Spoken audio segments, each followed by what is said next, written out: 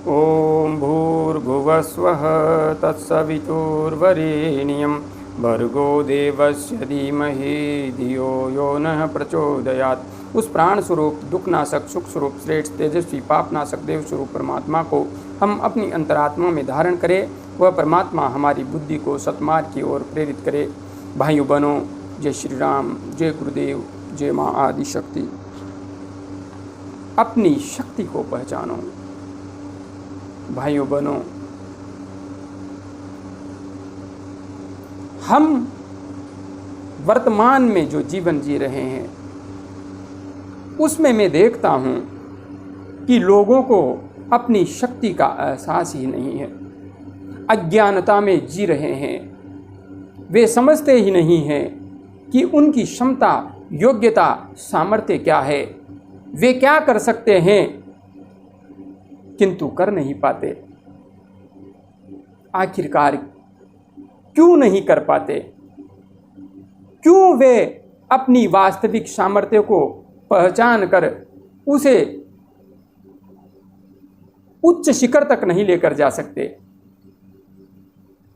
इसके पीछे सबसे बड़ा कारण है अज्ञानता का अंधकार। उन्हें पता ही नहीं है कि हम हमारी योग्यता और क्षमता को कैसे पहचानें। भाइयों बहनों, प्रत्येक व्यक्ति के अंदर कुछ विशेष गुण होते हैं। वे उसमें जन्मजात होते हैं। किसी जाति, धर्म या वर्ग से इसका कोई लेना देना नहीं है।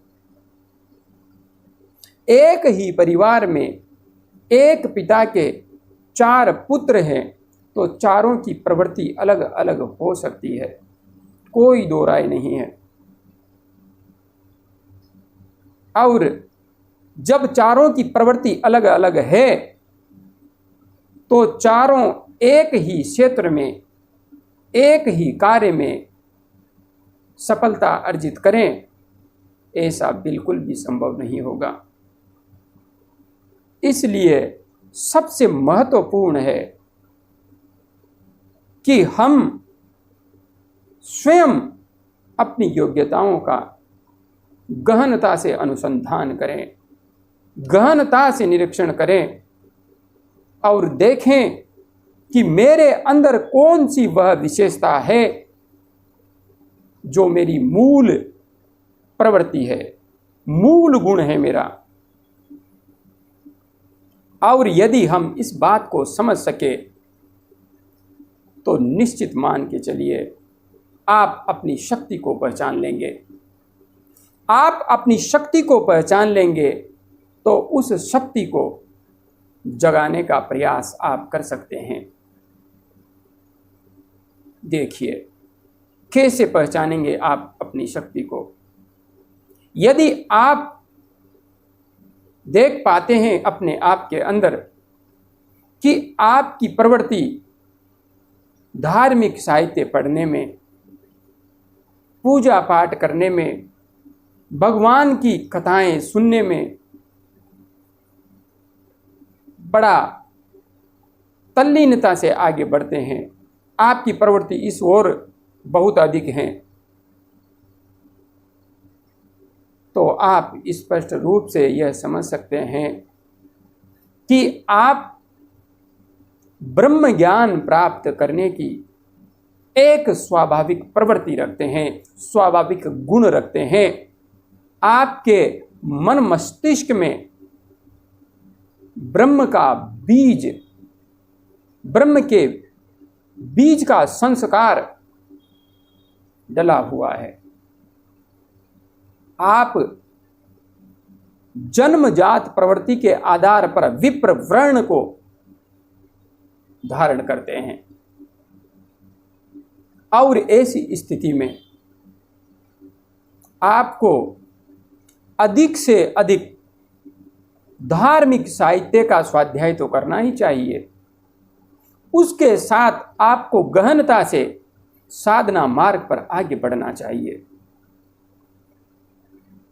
किसी योग्य मार्गदर्शक गुरु के सानिध्य में आपको अपनी साधना को चरम शिखर पर लेकर जाने का अथक प्रयास करना चाहिए। और यदि आप ऐसा करते हैं तो आप समाज के लिए एक अच्छे गुरु के रूप में, एक अच्छे मार्गदर्शक के रूप में उभर कर सामने आएंगे। आप धर्म के ग्रंथों का गहनता से स्वाध्याय कीजिए, पठन पाठन कीजिए। और हाँ, सिर्फ सनातन धर्म के ग्रंथों का ही नहीं, संसार के जितने भी धर्म हैं उन सब के धर्म ग्रंथों का स्वाध्याय पठन पाठन करना चाहिए।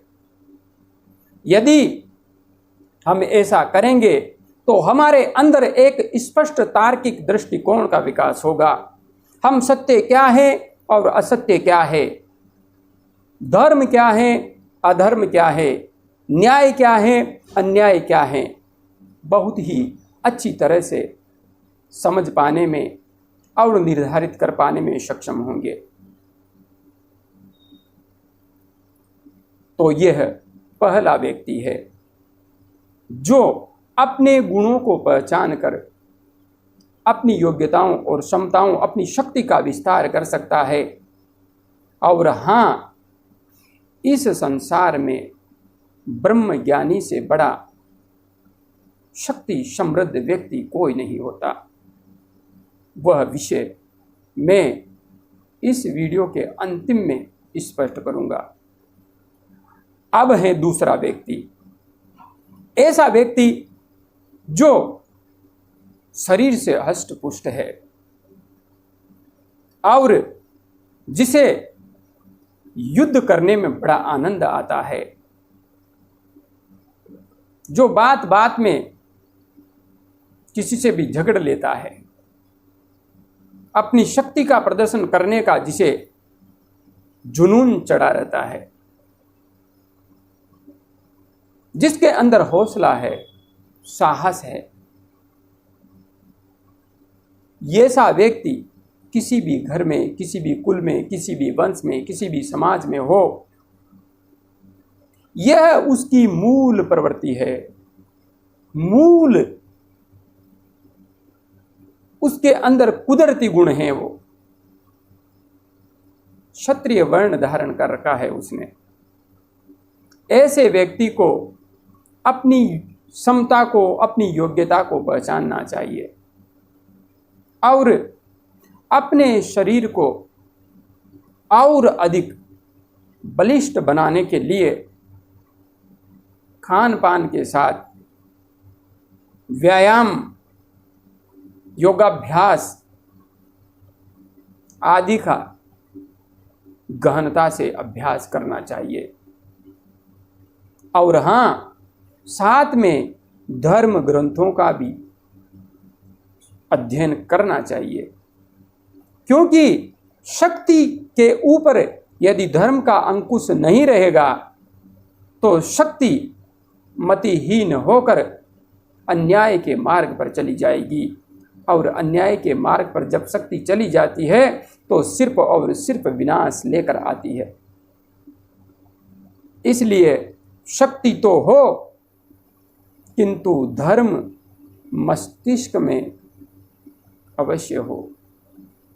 इसलिए शक्ति अर्जित करने के साथ अपने अंदर भक्ति भी जागृत करें और भक्ति नियमित रूप से योगाभ्यास, गायत्री महामंत्र से संध्योपासना और उपनिषदों का स्वाध्याय, उपनिषदों का पठन पाठन, गीता का पठन पाठन, षड दर्शन का पठन पाठन,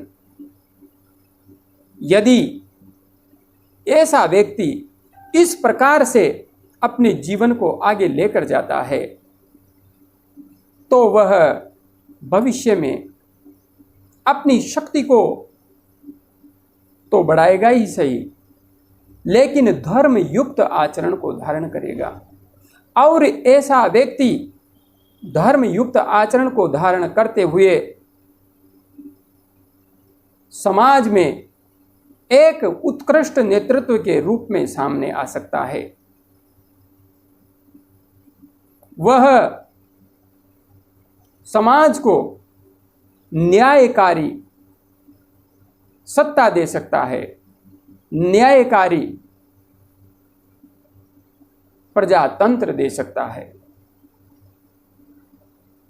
वह एक अच्छा नेता बन सकता है, लीडर बन सकता है, प्रशासक बन सकता है, योद्धा बन सकता है।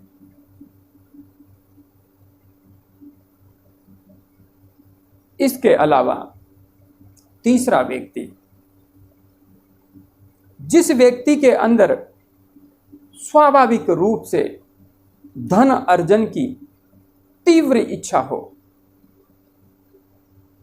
और जो अत्यंत मितव्ययी हो, जिसका मस्तिष्क रात दिन सिर्फ धन कमाने के तरीके ढूंढता रहता हो,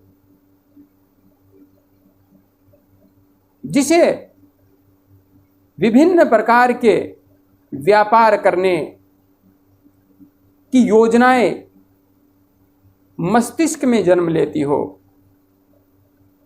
जिसके लिए अन्य बातें इतनी महत्वपूर्ण नहीं हैं, किंतु धन जिसके लिए अत्यंत महत्वपूर्ण है,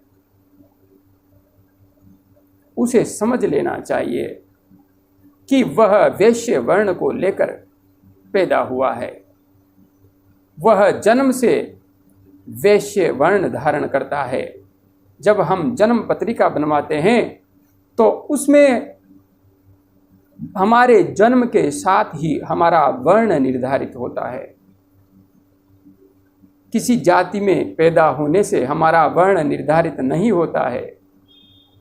ग्रह नक्षत्र हमारे जन्म के साथ ही हमारा वर्ण निर्धारित कर देते हैं। और यकीन मान के चलिए, यदि आपने जन्म पत्रिका बनवाई है और उसमें जो आपका वर्ण आया है, निश्चित रूप से जीवन भर वही प्रवृत्ति आपके मस्तिष्क पर हावी रहेगी। यदि आपका देवगण और विप्र वर्ण आ गया है तो निश्चित रूप से आप उत्कृष्ट धार्मिक व्यक्ति बनेंगे, कोई नहीं रोक सकता। इसलिए आप जन्म से विप्र हैं और जिस व्यक्ति के अंदर धन कमाने की इच्छा भरी हुई है, लालसा भरी हुई है, वह वैश्य वर्ण धारण करता है। और ऐसे व्यक्ति को अपने इस कौशल को बढ़ाने हेतु विभिन्न प्रकार की व्यापारिक गतिविधियों का गहनता से ज्ञान ग्रहण करना चाहिए। व्यापार को आगे ले जाने के लिए कौन कौन से ज्ञान की हमें जरूरत है, किस किस तरीके से हम अधिक से अधिक धन अर्जित कर सकते हैं, उन सभी गतिविधियों का, उन सभी नियमों का गहनता से ज्ञान प्राप्त करना चाहिए। और हाँ, साथ के साथ धर्म ग्रंथों का पठन पाठन और योगाभ्यास, त्रिकाल संध्या नियमित रूप से करते रहना चाहिए, क्योंकि इससे धन के ऊपर धर्म का अंकुश होगा। यदि आपने नियमित रूप से धर्म का ज्ञान अपने मस्तिष्क में रखा तो आपका कमाया हुआ धन अनैतिक कार्यों में खर्च नहीं होगा, नैतिकता पूर्ण कार्यों में खर्च होगा। आपका यह धन आपको पतन के गर्त में नहीं, मोक्ष के मार्ग की ओर लेकर जाएगा। इसी प्रकार से जिस क्षत्रिय के मस्तिष्क में धर्म का अंकुश है, उसका बाहुबल उसे पतन के गर्त में नहीं बल्कि मोक्ष मार्ग की ओर लेकर जाएगा। उसकी शक्ति पीड़ितों को और पीड़ित करने के लिए नहीं होगी बल्कि दुष्टों को दंड देने के लिए होगी। अंतिम व्यक्ति बचता है। यदि किसी व्यक्ति में जो किसी भी घर का हो, किसी भी जाति का हो, किसी भी धर्म का हो, किसी भी वर्ण का हो, यहाँ पर जाति धर्म से कोई लेना देना नहीं है। ये मूल प्रवृत्ति की बात है। किसी व्यक्ति में यदि सेवा का भाव है, वह लोगों की सेवा करके प्रसन्न होता है, आनंदित होता है, तो ऐसे व्यक्ति को अपनी प्रवृत्ति को पहचानना चाहिए और उसे जितने भी सेवा के कार्य हैं उनके प्रति अपने ज्ञान विज्ञान को बढ़ाना चाहिए। जन जन की सेवा जिस जिस तरीके से हो सकती है, मानव मात्र की सेवा, प्राणी मात्र की सेवा जिस जिस तरीके से हो सकती है उसे सेवा करनी चाहिए। और हाँ, सेवा करने के साथ धर्म ग्रंथों का पठन पाठन, योगाभ्यास और त्रिकाल संध्या निश्चित रूप से करते रहना चाहिए। भाइयों बहनों, यदि हम ऐसा कर सके तो इन सभी वर्णों पर, इन सभी गुणों पर धर्म का अंकुश होगा। आपकी सेवा वास्तविक रूप में सत्य को समझकर की गई होगी, दिखावा करने के लिए की गई नहीं होगी, बल्कि आपको उत्कृष्ट मानवीय मूल्यों की स्थापना करने के लिए की गई होगी। अब जब यहाँ पर सभी गुणों का हम सामूहिक संयोजन देखते हैं, यदि किसी व्यक्ति के पास धर्म का ज्ञान ग्रहण करने की इच्छा भी है, वह बाहुबल भी प्राप्त करना चाहता है, वह धन भी अर्जित करना चाहता है और वह इन सभी गुणों से संपूर्ण संसार की सेवा भी करना चाहता है और इन सभी गुणों को वह अपने अंदर विकसित कर लेता है, वह ब्रह्म ज्ञान ग्रहण कर लेता है, वह अपने आप को शक्तिशाली बना लेता है, वह अर्थ से भी अपने आप को संपन्न बना लेता है। क्योंकि जब ज्ञान आता है तो अर्थ पीछे पीछे दौड़ा हुआ आ जाता है और ऐसा होने के साथ ही वह सेवा भाव को भी, विनम्र भाव को भी, मानव मात्र ही नहीं प्राणी मात्र के प्रति करुणा भाव को भी धारण कर लेता है। ऐसी चेतनाओं को अवतारी पुरुष कहते हैं।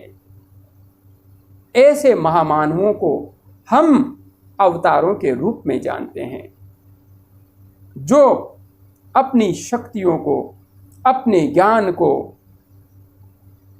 अपने वैभव को मानव मात्र के लिए, प्राणी मात्र के लिए अर्पित कर देते हैं।